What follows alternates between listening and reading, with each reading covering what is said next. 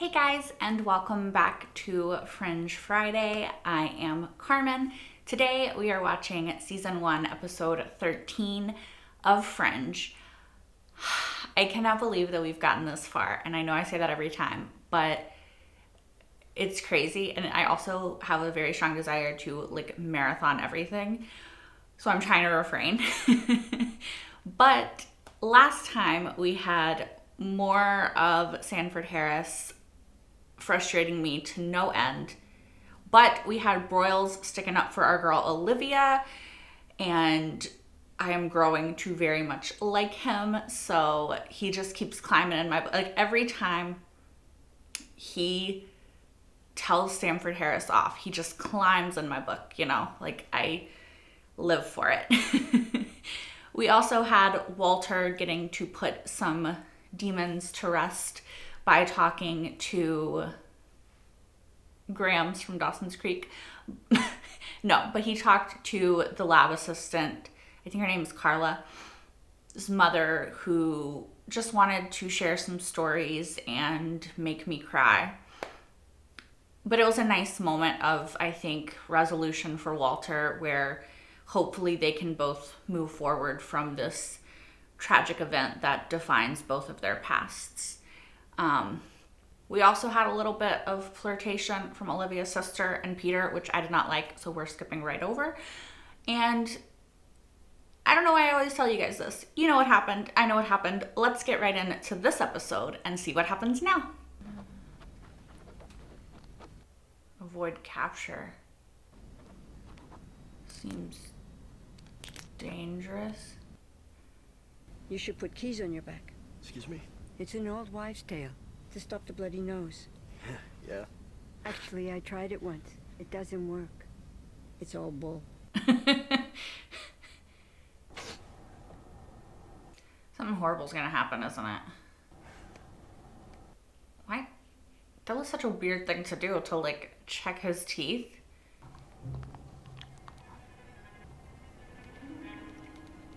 Has he been poisoned or something? I'm in trouble. There's something happening to me that I don't have the time or the permission to explain to you. What is it? I need you to go to the passengers. I need you to collect as many sedatives or tranquilizers as you can. We will die, all of us, if you don't do what I say. Sir, a threat like that is in violation of FAA Does it look to you regulations. like I care about that? Hurry. Do you have any weapons? A gun? Go call the captain. Sir, I'm gonna need you to calm down. You're gonna scare the passengers. They should be scared. What weapons do you have? We have a taser in the cockpit, which I will use on you if you don't calm down. Taser won't do a thing. It'll just piss me off. I'm going into that bathroom. You keep me in there. You keep that door closed. Get whatever sedatives you can as soon as you can. You go in that bathroom, sir. I am not messing around. You keep that door closed. You hear me? Does he have any credentials to make them believe him? I feel like if he did, then this might be a better situation. He is trying to help from whatever happened to him or is happening to him, but that's just, you can't say these kinds of things on a plane, you know? Oh, okay, that's why he checked his teeth. I see it now. I understand. I wish I did not understand.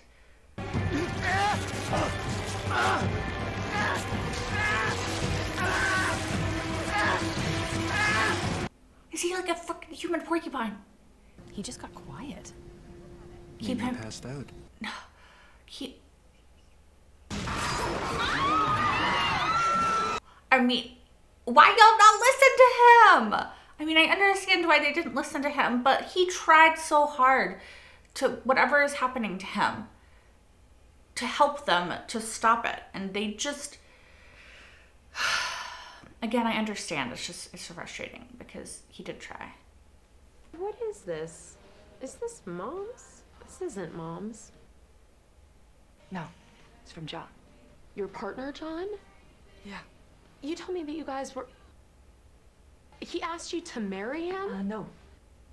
I mean, he was going to. Suffice to say that it never actually happened.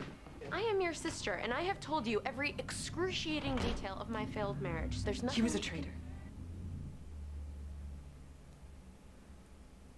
The people that he was working with, I still don't even know who they were. I just feel bad for her. And whatever was between us was a lie. I think he actually loved her, but I don't think that she can see it that way. Whatever happened up there, I'm guessing has something to do with what I'm about to show you. It's burned badly. Forensics thought it was an animal at first. Okay, it's him. He is still, he didn't change back. Okay, good.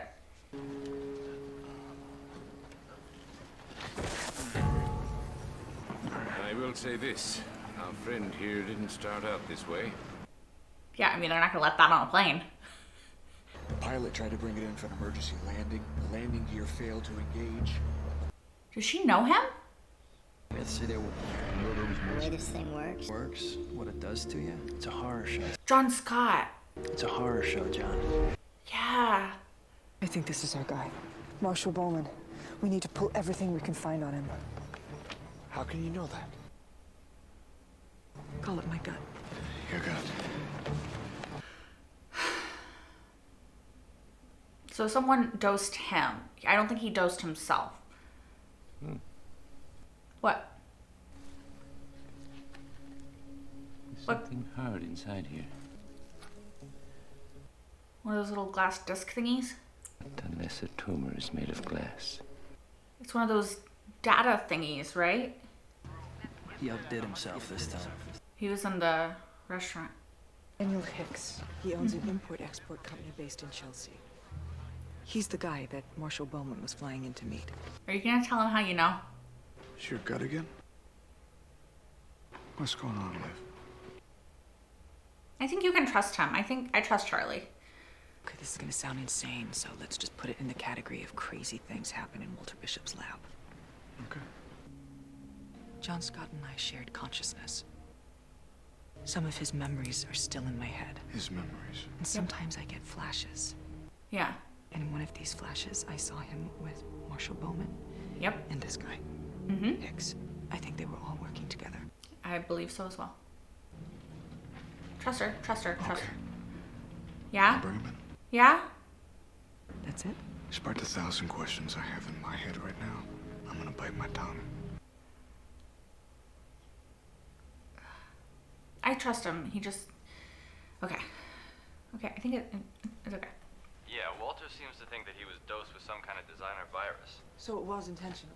Hard to say it was an accident. This stuff doesn't exist in nature. Yeah. Their business. Yep. The secret porcupine people one. What do you import and export? Furniture, mostly. Look, I'd like to know what this is all about. Ooh, are we gonna tell him? How do you know Marshall Bowman? He's my banker, overseas. Why, has he gotten into some kind of trouble? Yeah, I mean, he's dead. It's just like a good detective movie. I love Walter. This may be hard to recognize, but this is Marshall Bowman. He was on board that plane. Yep. I believe you know how that happened. I believe that you and Marshall Bowman conspired to distribute a deadly virus, and this is the unintended result. I think you have me mistaken for someone else. Oh my god, it's happening to him. Oh my god, it's happening to him. It's happening to him. You know it's happening to you. No tissues won't help. Yeah. Get me some sedatives. Sedatives. Yes, yes. Yes, oh my god, it's happening. It's happening. It's happening. Y'all need to get the fuck out that room. All of the sedatives, all. May be able to suspend the process. No! Not yet. Not until he talks. You want help? I want answers. I want to know the name. Who dosed you?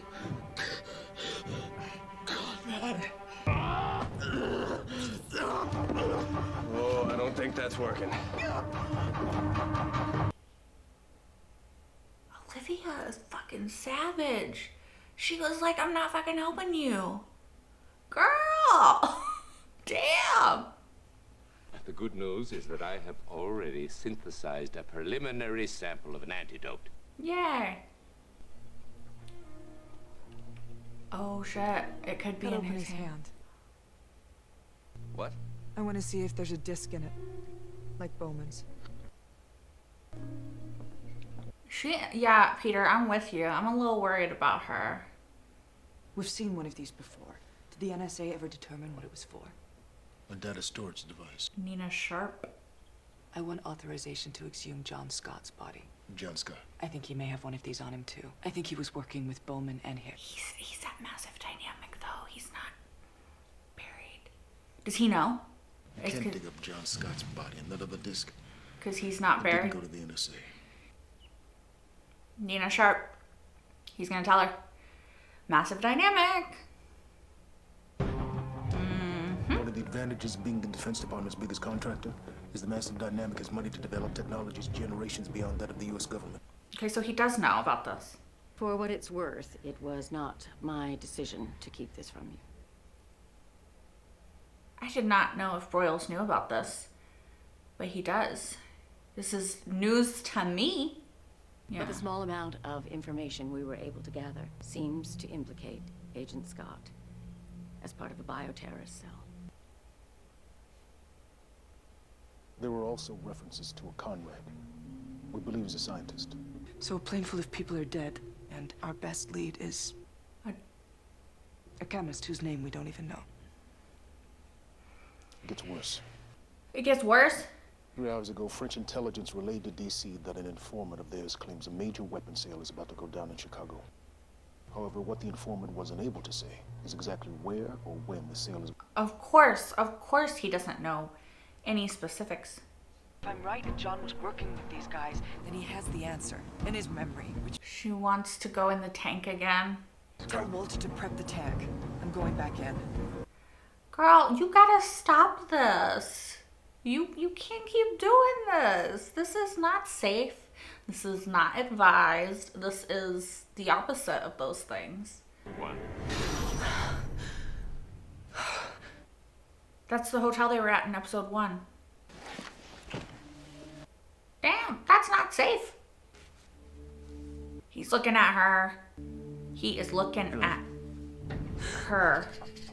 Olivia, what's happening? He's talking to her. John's talking to me. That's not possible. He literally is. Try to take you elsewhere, where John and his accomplices met. Don't move. Liv, what's wrong? Stop. Don't move.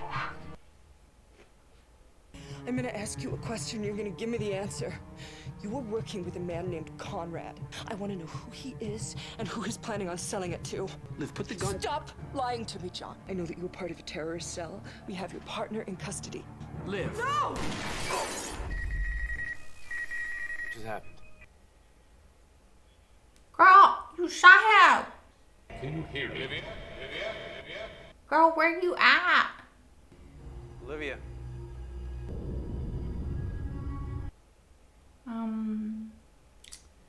Yikes. There he is. Conrad? Conrad. He's a monster, Liv. And that's me. The problem was we were hunting a man none of us had ever seen before. It was my most important mission, and I failed. What mission? I don't think he was the traitor that you think he was. Bowman and Hicks. They Yeah. were, they are government agents. Okay. NSA, a secret task force, and so was I. I don't believe you. I do. If that's the truth, then help me. Tell me where the sale's going down. What's that? The virus. He doesn't know. He's been dead a while, you know? We need to talk to Hicks. He was privy to information he has. John? Liv, trust Hicks. He can help you. Trust Hicks. Is that the guy in the coma? You're okay. You're gonna be fine. Sorry. That was not appropriate at that moment, but We don't know if the antidote's working yet. okay. But it might. We could try it and see. If Hicks and John were working with Conrad, then maybe John is using you to tip Conrad off. I believe John, though. I have no reason to. Mother always says I but I stick believe my him. nose in places it does not belong. Yeah, Astrid? I know we haven't known each other that long, but you are one of the best judges of character I've ever met. Yeah. So I guess the question is, what's your instinct? Prep Hicks. Ready or not, we're administering the antidote. Astrid! Sorry to wake you. This is an antidote. Well, I can't guarantee it will actually work. You didn't have to come with me, you know. Shady deals with shady guys in shady hotels is my MO. I'm not scared. Being fearless doesn't mean you're being safe. He wants to protect her. Susan, I used to work with Anderson. I was expecting someone else. Oh, Nesto flew in, but he was called back to the basement, so he couldn't make it. Who's he? Who are they? Fair point. I thought it would be Paris all over again. Tell him that was because of the French intelligence report and he knows it. True. But this is a larger purchase. How big is this purchase? Are we gonna see it? Open. That seems like a lot. Hello. Okay. Conrad would like to see you. When? No. What? He's on his way. Why? An antidote. It would take you years to reverse engineer an antivirus. The formula itself is deceiving in its complexity. Ooh. Did Walter's thing not work? Oh fuck. Oh fuck, it didn't. Oh fuck. God. Oh god. Give me a tranquilizer quickly. Fuck. Ah, you need the sedative now. Now. Who was Ernesto meeting? I need a name. Somebody, anybody else in your operation. Oh no. John Scott. Just say John Scott. I don't know. Do they know he's dead? I'll ask you again. Who was your colleague meeting? Okay, okay, that's enough. Now just tell him. I am not getting greased over Ernesto's dirty little secret. What secret is that? Shut your mouth. Ernesto is sick. He's dying sick, okay? He just doesn't want anybody to know. What the hell is wrong with you? He asked What's wrong us with me? I got a gun in my face. He found out the day before Christmas. I spoke to Ernesto this The morning. signal. That's the signal. Christmas. Come the fuck in. Come on. Where you at? Kill them both right now. No. Christmas. FBI! Put the gun down! Put the gun down! John Scott says hi.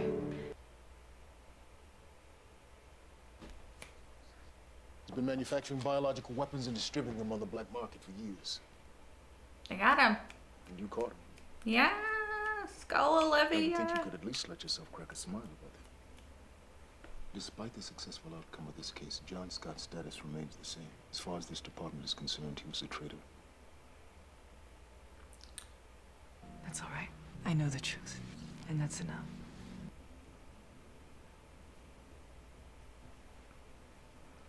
I was hoping you'd do me a favor. Do not want to go back in the tank. Please. Your brainwave patterns are returning to normal.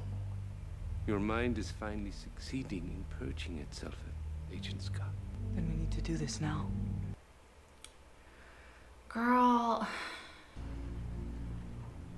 I am not on board this plan. I think that this is bad, but maybe this is her way of saying goodbye and, you know. I'm sorry that I doubted you. I mean, he gave you plenty of reason. No, it wasn't your fault. I always meant to tell you. I guess I ran out of time. There was one other thing. What? Aww. I know we can't ever be together. Not really. Maybe I won't know the difference. Feels like goodbye. Closure. I love you, Liv.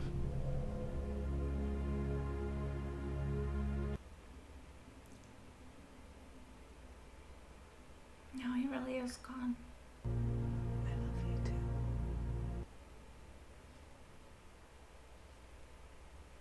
It's the end. Okay, you guys, so that was a really good episode. I really enjoyed it. I loved all of the shocking moments. And I loved to see Olivia finally get some closure and realize that John Scott might have been something that she didn't know and expect, but that he wasn't the bad person that she thought he was after he died, that he wasn't a traitor, that he was actually a Black Ops agent with NSA trying to, you know, save people and help people. And I think that for herself, that helps a lot, because not only was this person that she fell in love with actually in love with her, and he wasn't this bad guy that she thought that was just using her, but it allows her to now trust herself and have that trust back with herself, and to know that she can trust herself, and that she doesn't have to go against what she thinks and how she feels, because she was right and valid in her feelings and her decisions to trust John Scott. Also, I am always here for Olivia being like a fucking badass, savage bitch. You know what I mean? Like, I'm here for that. I was a little bit worried about her in this episode, though. Like, the lengths that she was willing to go to. Like, what she was willing to do to catch these people. Like, it seemed like Peter was a little bit worried about her as well. Yeah, I don't know if that was just because of the whole John Scott of it all, or if it was, because I don't think that she had, she had remembered that it was related to John Scott. So I don't know if it was just because of that whole aspect that she was acting sort of a little bit more hardcore than usual. But yeah, hopefully that's all that it was, and now she's gonna go back. Not that she's not always like badass and everything. It's just she was almost recklessly badass in this episode, right? Like, she kind of didn't care about Hicks, who was a victim, and she was, I don't know. I hope you guys understand what I'm saying. Like, I love Olivia being badass and savage and all of the things, but I also love that she's caring and that she has compassion and doesn't want to see people needlessly hurt. I am still curious as hell as to what biological weapon that was. Like, what was it changing his DNA into? He looked like a porcupine. You know? Like, he looked like a porcupine. He looked like a human porcupine hybrid monster thing. And I'm just curious if that's what it was. If he was a porcupine, you know? Like was this man a porcupine? I don't know. Do you know? I don't know. Curious though. I don't know. I don't know. It's not really that important, I guess. I thought that the aesthetic of it was very scary. I felt bad for him in the beginning when he is actually trying to save everybody on this plane and they are just not listening to him. It sucks that he couldn't like pull out an FBI badge or Homeland Security or something like that, because I guess, you know, Black Ops NSA is top secret, can be denied. You can't really have credentials when you're doing that sort of thing. So it just sucks that he didn't have the ability to be like, hey, this is like, fucking listen to me. I can save your lives. But yeah. I also can't blame the people on the plane for their reaction to this guy, because he was acting weird, you know? And you can't say these kinds of things on a plane. So it's just frustrating on both sides, because I understand their stance on it, but also he was trying to save them. And you could kind of see that. Like, I could see that. So it's just frustrating because I don't know. I don't know what kind of sedatives they might have had on that plane. Like, you know, if it would have been enough. But, I mean, it might have been. We did also find out in this episode that Broyles does know what Nina Sharp is doing with the glass discs and John Scott and all of that stuff. Like, I knew that he had given her the glass disc, but I didn't know if she had told him about the fact that she had John Scott there and all of that stuff. But apparently she did. So it's possible that I'm being unjustly untrustworthy towards Nina. Did I call her Nina Scott this whole time? Nina Sharp. Excuse me. It's possible I'm being unfairly untrusting of her. But I feel like she's still done some untrustworthy shit. Like her deal with Peter on the side. Like the fact that she was in London randomly when Olivia got kidnapped. I don't know. Verdict is still out on if I trust her or not, but I do feel better knowing that Broyles knew about that stuff. I don't love that Olivia kept going back in the tank and risking her life, but I do understand why she did it, and it was obviously very helpful in this instance. I am curious still as to how she was able to talk to John Scott when Walter still thinks that that's impossible. Like, she flat out had a full-on conversation with him, and he took her where she wanted to go in his memory to show her Conrad and to tell her about Hicks and just to give her the information that she needed. So I'm really curious as to how that happened when it seems like it shouldn't have happened, you know?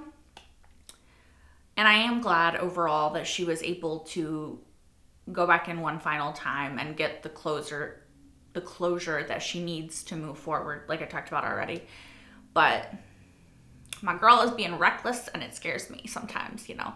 Hopefully that little phase is over now that she has officially said goodbye to John Scott, and he will not be haunting her memories and her mind anymore. So we'll see.